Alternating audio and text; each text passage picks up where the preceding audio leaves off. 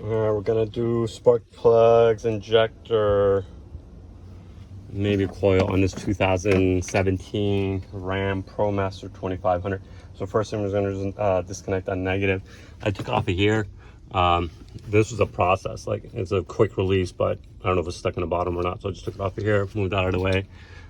You have to turn this. This is normally a Phillips, but they've stripped it, so it's kind of like a square. But this turns, and then on top over here, it's got 1, 2, 3, 4, 5. So you gotta twist this stuff so the back of it gets out of the way. And then this one is the one that goes in there and you twist it. It's kind of like the lock. So disconnect.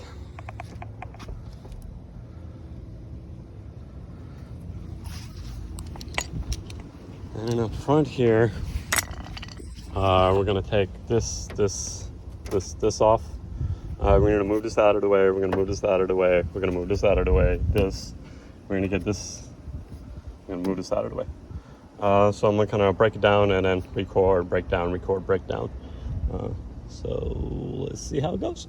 All right. Okay. So I took off these screws.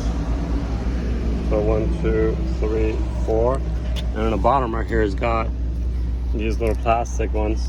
Same thing, unscrew them, and you pull them out, and this thing kind of pops in, and then you pop it up. This little things go, these little clips. So right there, goes in there.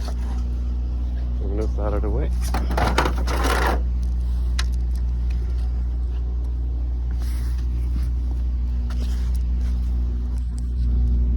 Okay, so now we're gonna get this off. So same thing, we're gonna get all this torques. 1, 2, 3, 4, 5, 6, 7, 8, 9, 10, 11, 12. So we'll take that part off and then we'll take this off. All right, so we took that off, and two that I forgot to say was these ones on the bottom. So you kind of go under the car, move this out of the way, and get these two, and then this whole thing kind of comes off, and now you're here. So now we're gonna take off this one, this one, this one, this one, and on the inside, we're gonna take off this one and make sure all this stuff that's attached to it gets off. So I'm just gonna take this off and take this piece with it. I just wanna move it out of the way. So I'll be back. Okay, so I got this thing off, and this thing had a couple of more bolts. So we're gonna do, it's a 10 here, 10 here, 10 here. There's a 13 that goes right here. There's a 13 that will go right there. This bracket has 4 bolts, so you're gonna get the 4 10s from the back side of it. So I did not wanna, I wanna drain this antifreeze to take that piece off. So I'm gonna put this here. Stays out of the way. You probably need 2 hands for that. And then this piece, once you get, again, bolt, all the bolts off. I don't want to take this off. I don't like moving these if I don't have to, so I'm just gonna bunch it and leave it out of the place. So now that we're here, we're gonna move this out of the way, move this out of the way, kind of move all this plastic piece out of the way and get this intake. So I'm gonna move some stuff and then get back here and let you know what's going on. Okay, so the 2 screws, that's another thing I kind of forgot to talk about. In the back of here, there's 2 little Phillips screws. They attach right here and right here. So you have to take those off before you take this off. So once you take that off, this kind of sits here. I left this one alone, which is loose. I got to tighten that up. Someone loosened that to tighten up. So I just loosened this one, and then I take this 10 out of the back, and it sits right there. So you're kind of gonna get your hand in here and loosen that up. And then it's got these grommets on the bottom keeping it in place, so they're kind of stuck. So you're gonna pull it up. I'm gonna reach my hand down in there and pop it out. And now I took this out of the way, and I'm gonna pull this off. This comes off. This piece is a twist. Twist that. Pull that off. I'll put that aside. This is the EVAP line.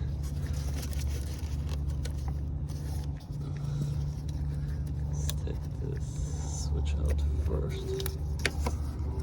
What's going on with this whole thing?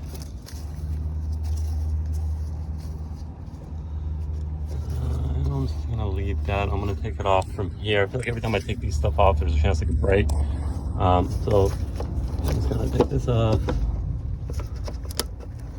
take the harness off of it, and then use my hands. You gotta squeeze both of those little white tabs.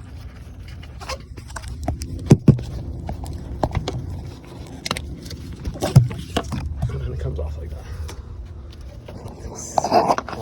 Okay. Get that out of the way. That's out of the way. That's out of the way. Now where does the evap line go?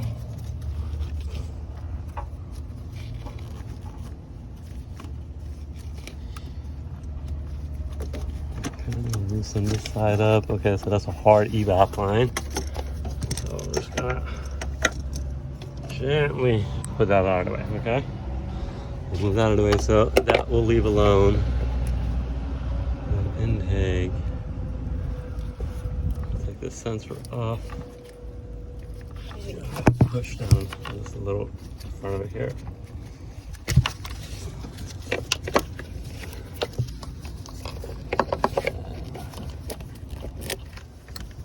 Okay, I kind of have to push it from the back end over here, but that's off. That's loose. That's loose.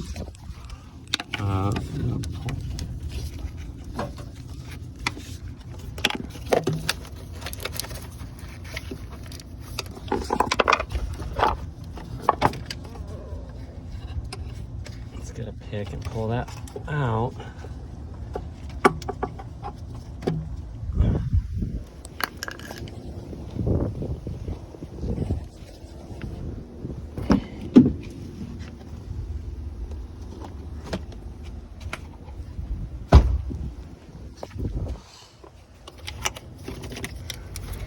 Sandwiches both sides. Oh, I don't want to mess with that thing. These throttle bodies are always weird. Just this came out and everything stayed in here. So I was gonna take this off, see if there's any more brackets. If I have to take it off, I'll take it off. Now I'm just gonna leave it alone and just gonna move this to the side. And then we're gonna get these front brackets. There's a couple down here, and I think there's 2 in the back. And then afterwards we'll get to the intake bolts. Okay, so at some point you're gonna have to get under the car because you're gonna have to take that 13 and there's one under it. So we're gonna take this one and there. We're gonna take those 13s off and then we're gonna loosen the bracket behind it. We don't need to take that bracket off, it just needs to be loosened up so the intake pops up on the other side.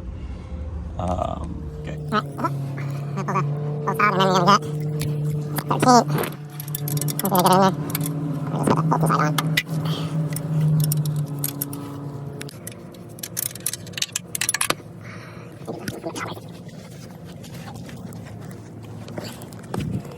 The things they do that.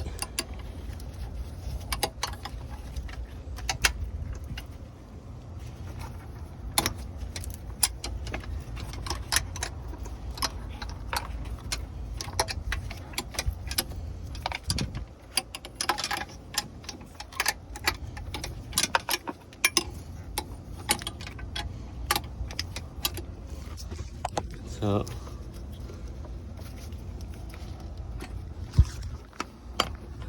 concepting is now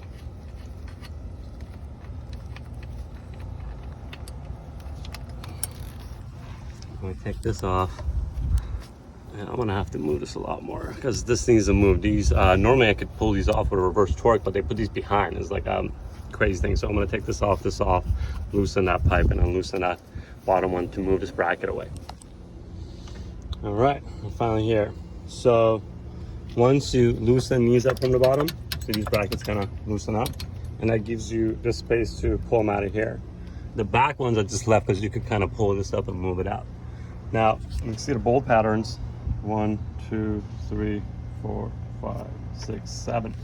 So they kind of sit 1, 2, 3, 4, 5, 6, 7 is at the end of there. And they're 8s, so you pull these off, and one of these was actually misthreaded. This one over here was busted, so this bottom intake has to be replaced at some point.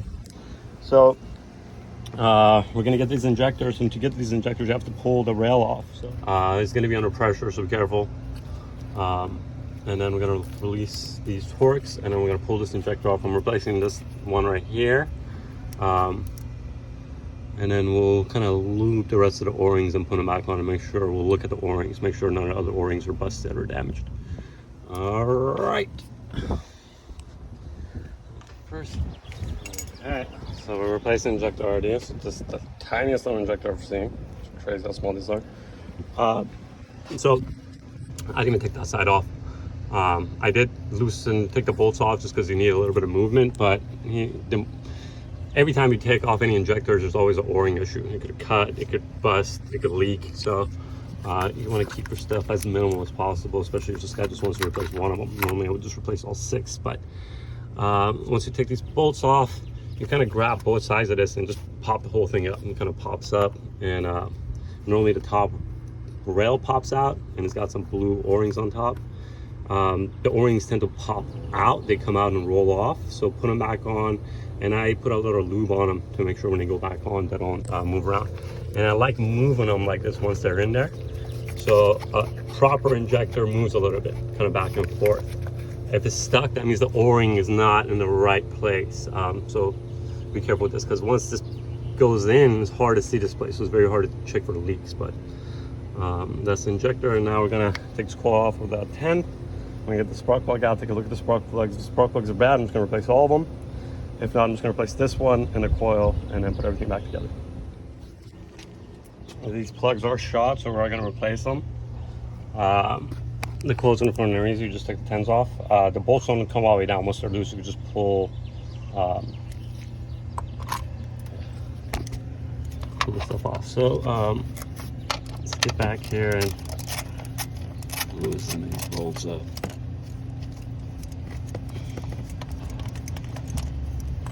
Once they get loose, just have they're being held by that little tension right there. I don't think they're proper plugs, but a lot of issues with them, so I prefer NGK or Bosch out of the set.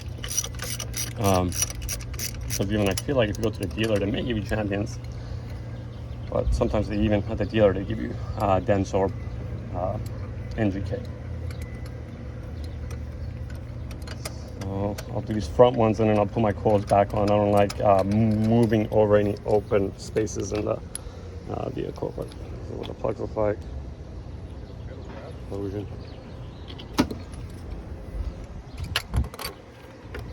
We're gonna put the coil back on, and then we're gonna put it back on. It's frustrating a bit. I think anyone can do it at home with minimal tools. You can do spark plug, get to the injectors. If it was me and I had time, I would actually replace all the injectors. I would get a 6-pack. These little ones, I'm assuming they're gonna be an issue. All right, good luck.